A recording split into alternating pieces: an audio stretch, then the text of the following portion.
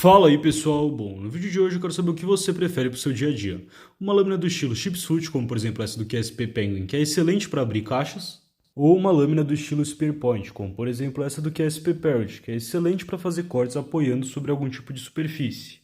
Tem gente que prefere o formato da lâmina do Penguin justamente por essa ponta ser muito utilitária, e tem gente que prefere o formato da lâmina do Parrot justamente por essa curvatura que dá muito poder de corte ao canivete. Independente da sua escolha, esses dois canivetes têm um excelente custo-benefício e estão disponíveis na loja Facas HQ com o cupom de desconto EDC Brasil, que te dá 5% off.